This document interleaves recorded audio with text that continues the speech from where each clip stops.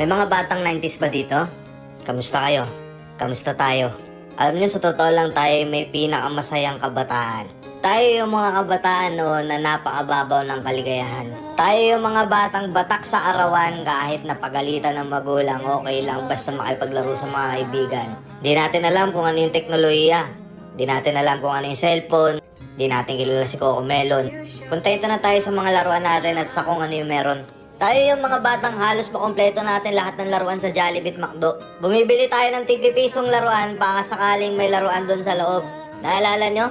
Noong mga panahon, naghahanap pa tayo ng gagamba kung saan-saan. Naghahanap tayo ng mga sanga ng puno para makipaglaro ng baril-barilan.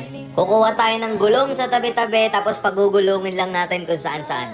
Mabibwisit tayo kapag hindi tayo pinayagan ng magulang natin makipaglaro sa mga kaibigan natin sa ulanan.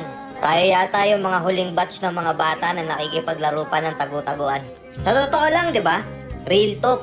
Tayo yung mga simpleng batch ng mga bata. Tayo yung mga batang napakasimple lang ng kaligayahan. Pero yung mga batang yun ngayon, nagsilakihan na. Nandito na tayo sa tunay na hamon ng buhay. Yung struggle natin, ibang-iba. Pero magtataka ka, yung mga bata ngayon, iba na rin sila. Yung mga bata ngayon, feeling nila mas magaling pa sila sa magulang nila. Yung mga bata ngayon, nagre-rebelde agad kapag hindi na pagbigyan yung mga simpleng gusto nila.